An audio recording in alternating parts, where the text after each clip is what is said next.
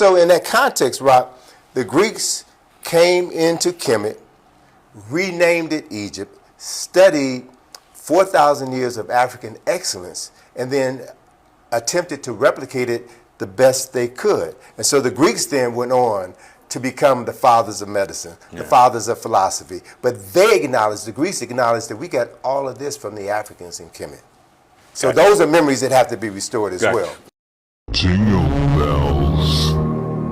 That is the origin of the song called Jingle Bells, on One Horse Open Sleigh by Pierpont. It's all about the color with the bells around the necks of the slaves, so the owners could hear when they were trying to flee. You can visit these bells at the Bullock Museum. So it is not a Christmas song for kids.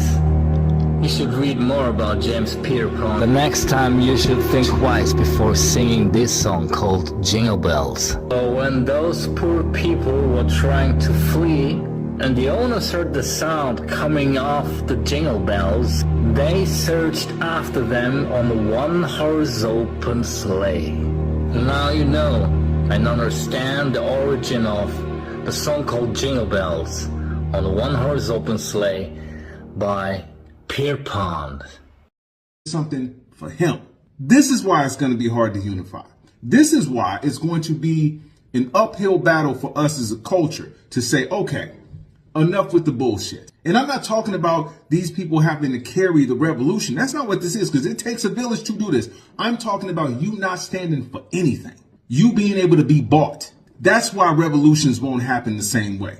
This is about you falling for anything because you don't stand for shit. Because then he goes on to say that they didn't call him. Kamala didn't call him. Did Kamala call my fucking phone? Did Obama call my mother? You know what? You should wonder why the race is called you. You know why they called you Soldier Boy? Because there is nothing about you that makes them look at us in a better way. Because you don't represent shit. There's nothing threatening about you. There's nothing deep about you. There's nothing enlightening about you. There is nothing about you that inspires a black community to do better. Nothing. Not a single.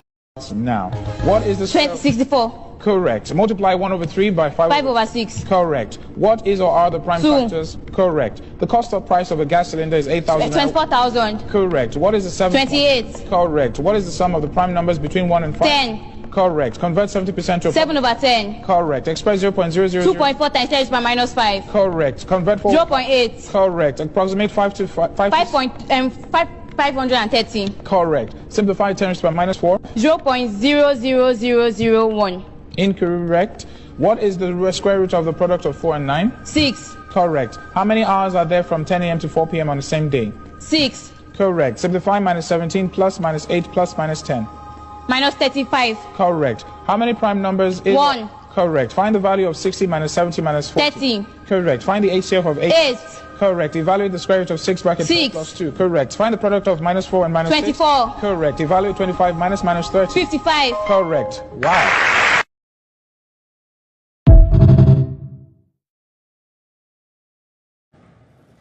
I was enormously grateful for the response from Palestinians in particular for doing what seemed to me an ordinary thing, something we do all the time, show regular people doing everyday things, cooking and enjoying meals, playing with their children, talking about their lives, their hopes and dreams.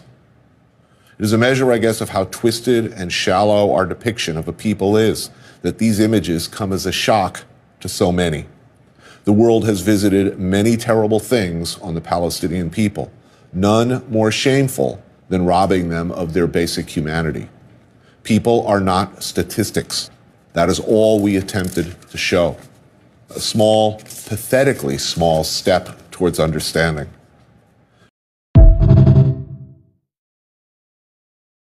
That African Americans have been through, I'm surprised we are this peaceful. Yeah. Surprised we are this peaceful to others.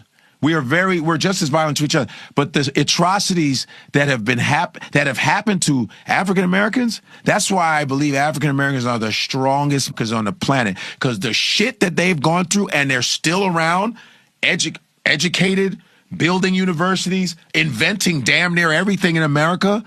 It's unreal. When you, this motherfuckers can barely build an app, and motherfuckers invented what? GPS is a black woman. 3D imaging is a black woman. Laser eye surgery is a black woman. Escalators a black inventor. Elevators a black inventor. The roller coaster is Granville T. Woods. Roller coaster, everything. Internet, the cell phone. The cell phone. I was just watching the thing on the cell phone. Our video games is Jerry Lawson in Silicon Valley. They try not to mention him, but he's the reason why we have Xbox, Atari. He did the first, before Atari, the F1 series. Jerry Lawson, a black dude who invented home videos. Super Soaker, Lonnie Jackson. It just goes on. Sanitary napkins. It's a woman. Our ADT, our security system, is a black woman in Queens. Mary Van Brighton in 1966. She invented the home security. All of this shit we did to. All right. Well, I cannot stay silent anymore. So, in case we haven't been paying attention, our world is on fire.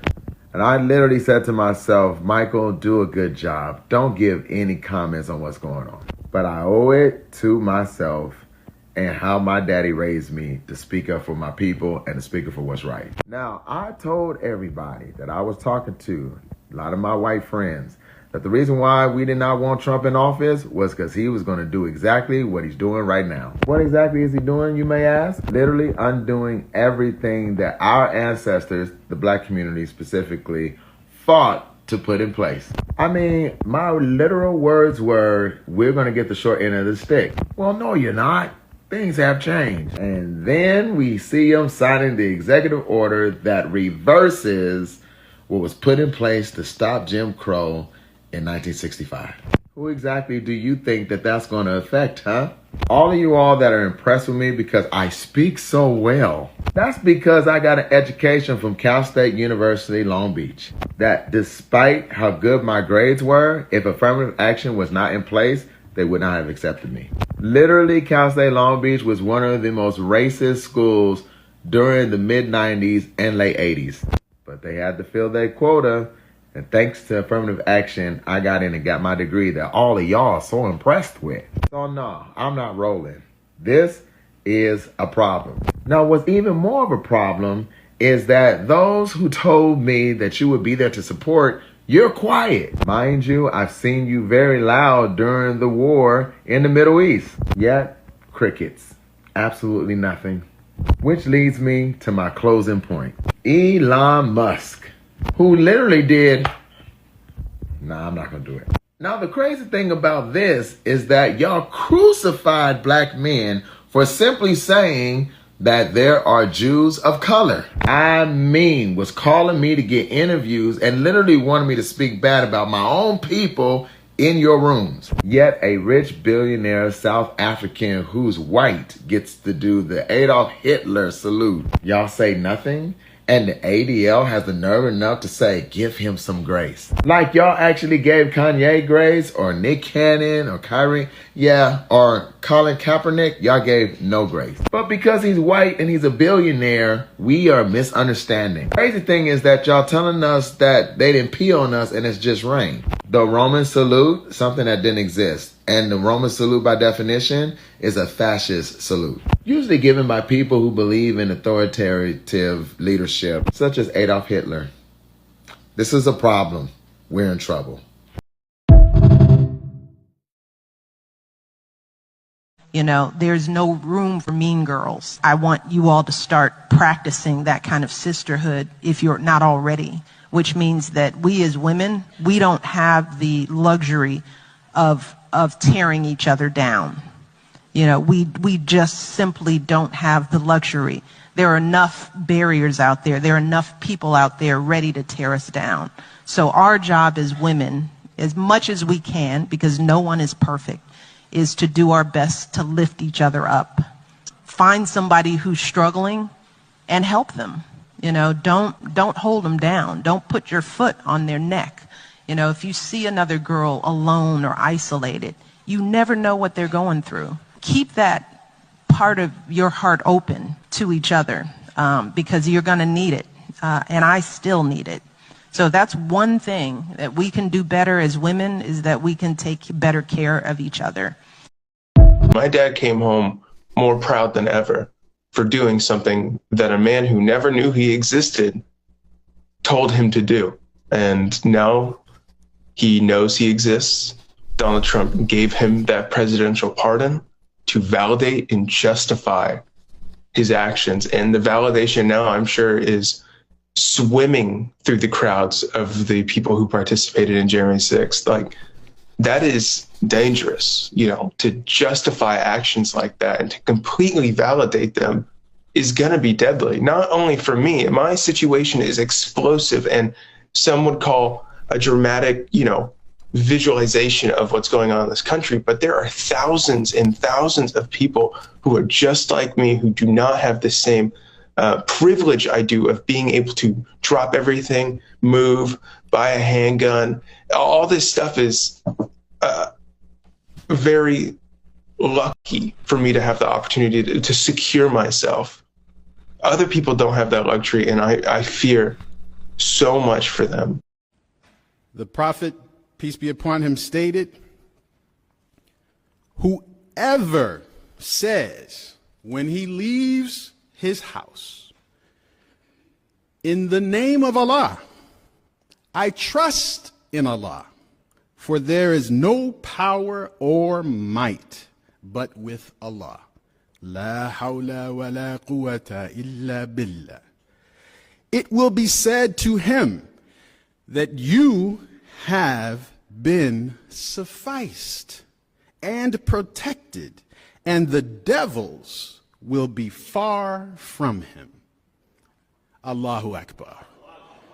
Allahu Akbar. Allahu Akbar. The problem is when we leave our homes, that usually is not the thought on our mind. We're rushing to work. We're rushing to play. The destination becomes our purpose, not God. Is every destination when we leave our home,